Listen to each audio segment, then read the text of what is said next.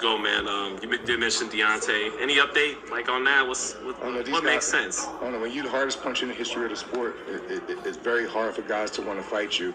I'm gonna say a number for $4 million. Can you believe that? Fighters would rather stay poor than make $4 million. That's a tragedy. They'd rather ask for 15 or 20, knowing it's not on the table. They knowing this money's not on the table for them, but they'd rather ask for that. It's insane, man. And the $4 million probably coming with pay-per-view upside or something on top, right? But they still, you got to understand it because their life is on the line. It really is. And Deontay, he's just one of those fighters that he literally can, cut your switch off completely with one shot. And that's something that most fighters don't want to face. They don't want to face that specimen. They rather talk like it and draw attention to their name from it. But do they really want to fight him? Because Ortiz really wanted to fight him. That's why he fought him twice.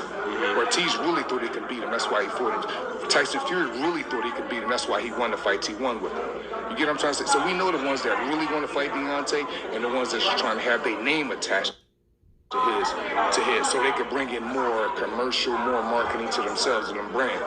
We're not interested in that. I just want him to fight, man. I'm so frustrated. He's my brother. I love him. And to me, out of all this shit, he's the one that's not benefiting from it because he's the inactivity. Yeah. Inactivity. Those are the words of Malik Scott as he states he's frustrated with his brother Deontay, his fighter, and the inactivity. But then he talks about, at the beginning, because I'm starting backwards, go figure, but at the beginning, he talks about fighters that would rather stay broke. And we know exactly who he was talking about. He was talking about Andy, the Destroyer, Ruiz. Andy Ruiz is the one that wanted and asked for $10 million, a 15, a 20.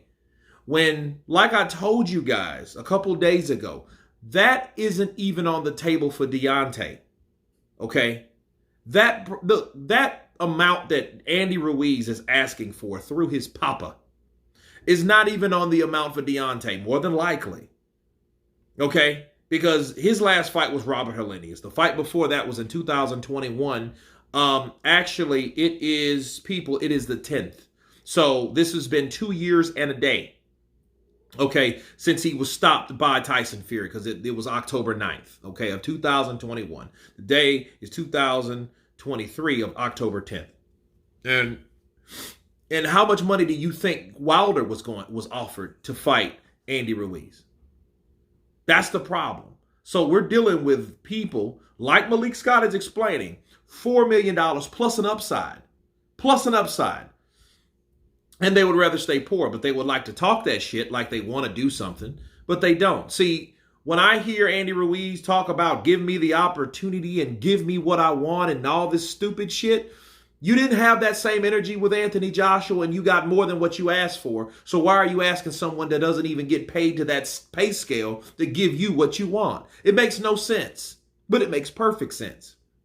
Because it makes no sense, you don't want to fight Wilder.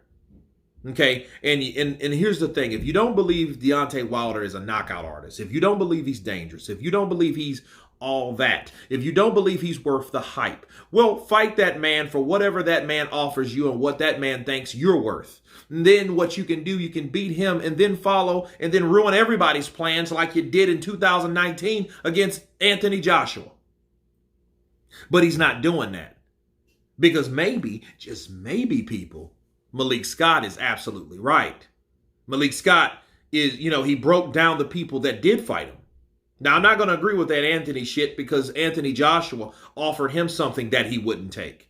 Okay, so that's a whole different issue. But this particular issue with Andy Ruiz, that's who he was talking about, okay? He was talking about Andy and how Andy will overshoot himself because he knows nobody's going to give him that amount of money, so he wouldn't have to put himself in a situation to get knocked out cold. That's what this is about. And Andy Ruiz, and he's disappointed me and he's deteriorated for so long since 2019. It's just pitiful. The 2 fights that he's had in 4 years. 2 fights in 4 years. 4. That's a fight every 2 years, basically. Okay? If it gets to December, that's 4 total years, and this man has fought twice. Okay, and based on those particular fights, What has he really done? He got dropped by a 40-year-old, and and what happened? He ran from another 50-year-old because he dropped the no punch resistance having Ortiz down a few times.